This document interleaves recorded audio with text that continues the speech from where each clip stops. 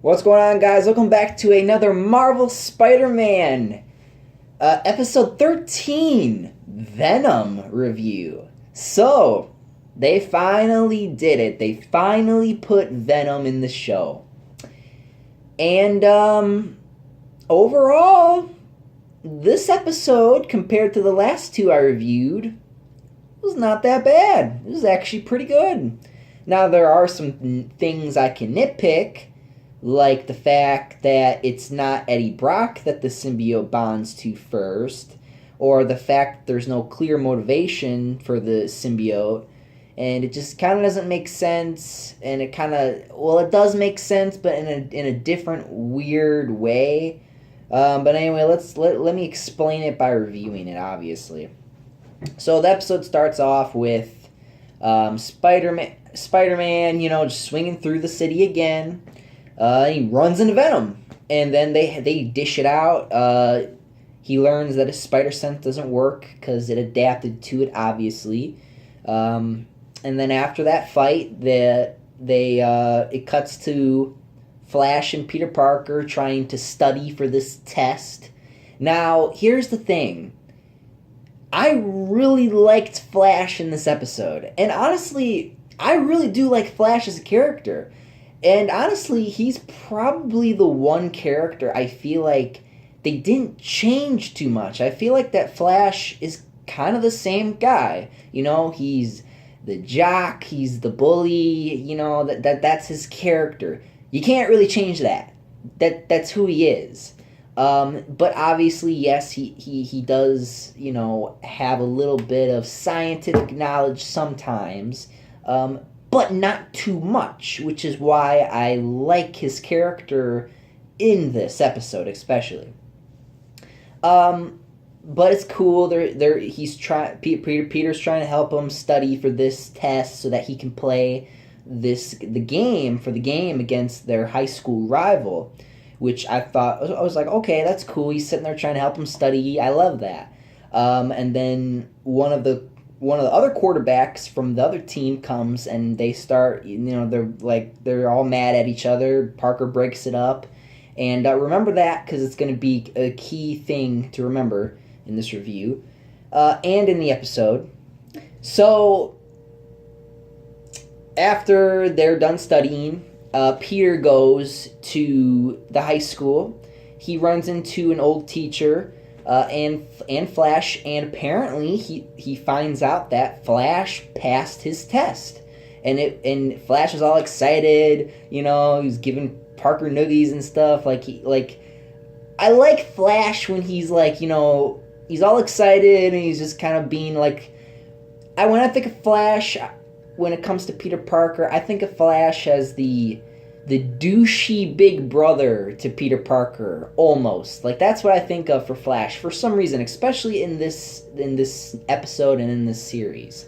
I just like that when they do that. They even kind of did that with Spectacular Spider-Man, except, of course, leaning more towards the bully aspect of his character in that series than they are in this one. This one, they're kind of like, it's a little loosey-goosey in this. But when he figures out that he passes, he tells Parker, "Hey, I want you to come to my game." So then, Parker's a little hesitant at first, but he eventually comes to the game. And while he's at the game, he's just trying to multitask, and Flash is getting ready to go out there. And I'm a little annoyed and a little curious now. I'm a little curious because apparently we saw MJ in this episode, but we didn't really see her. We just saw her in a costume. We didn't really get to see what she looks like or anything like that, or if it's even a woman. I don't know. It could be anybody. Flash just said MJ, and I was like, wait, what? Yeah, I don't know. I'm curious to see MJ in this now. I'm curious. I want to see MJ in this show now. But obviously that's not the main point of the episode. But it was cool, like a little nice thing that, hey, we're gonna bring this up later in next episode or something. But yeah, so after, because Peter's still trying to figure out, hey, who's got the suit on, what happened to the suit, where did it go? He's trying to, during the whole episode, he's trying to contact Iron Man. He's not calling, he's not picking up, he's doing Avenger stuff. But he finds out last minute that the symbiote is actually on, well, I guess it's not called the symbiote in this show, it's called the black goo, I guess. It's not a symbiote in this. Well, it kind of is, but it's a chemical or whatever. It's man-made in this show. But yeah, I guess. So yeah, he finds out that it's on Flash, and during the game, well, literally after the last 10 seconds, the game only lasted 10 seconds before he turns into Venom. Then Peter's got to go suit up as Spider-Man, and then he's got to take him down. And they actually did fight a few more times. I think one more time, but again, it was kind of irrelevant. But they're fighting, and, he's using the sound waves, which is cool. They also even have a part where he tries to freeze him. So it's kind of cool that they're using the freeze tactic along with the, because both work. Electricity, or you freeze him, or... you sound waves. It's one of the two. Or three, I should say. It's always those three things that get him. So yeah, he's fighting Venom. He starts trying to use the sound waves. He eventually gets it off of him. But unfortunately, it goes to 3 other players, and then it turns into Web of Shadows all of a sudden, where there's a bunch of multi-Venoms trying to get Flash and Spidey. And so Spidey and Flash come up with this plan to take down, to stop the symbiote. And it's kind of cool. They get all like football-y, football play style on it. You could tell in this episode that they were having fun. Like when they get away from all of the science crap, it's really fun. Like they can it. When they get away from the bullshit science crap that they do, when they get away from the stupidness of it, and they focus more on having fun, doing other things, not trying to be so scientific, then the show really does spark an interest for me, and it really shines. I just wish that it would do that more instead of what it does usually. This was obviously something different, something completely new, which I'm really happy that I saw this episode. This was a really good episode. So yeah, they come up with this plan. Flash goes and gets these fire extinguishers. He used the fire extinguishers to take down the symbiotes. In the meantime, Spider-Man's distracting with like web footballs, and like he's just having fun.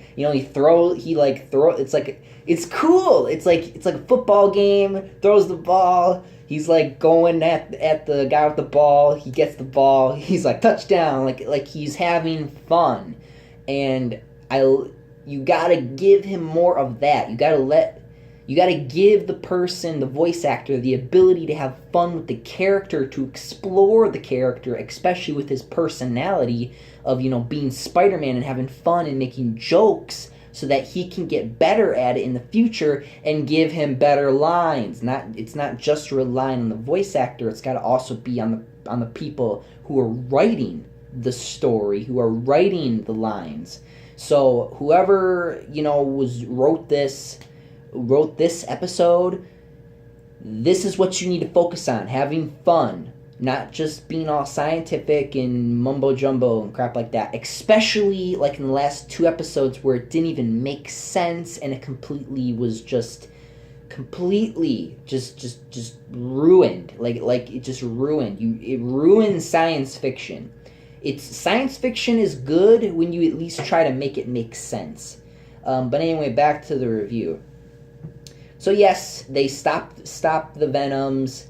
They contain Venom, obviously, and yeah, that was it. That was the episode, and there was actually no Harry this time. I was surprised. They completely got rid of the Osborn crap. You know, it was just so much better, and this had probably the least amount of characters in an episode, and it was better than those other episodes. And honestly, if I was to tell you what, because like for example, with the Sandman episode that I reviewed, that episode was better because it focused on only a certain amount of characters. It didn't focus on 50 million characters in a booth room talking into a mic going back and forth.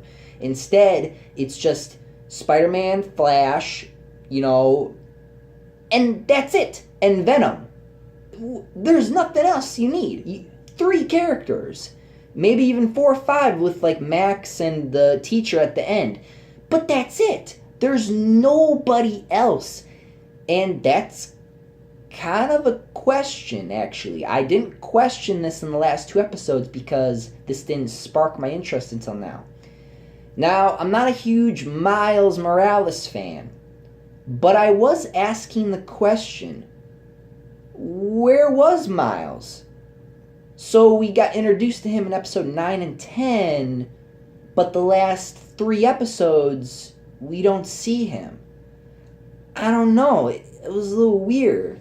I mean, he just disappeared off the face of the earth. I mean, that's just a little thing to take away from this.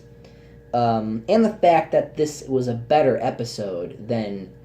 I would rank this like number 2 as the best episode in the series, because I still think the Sandman one's a little bit better.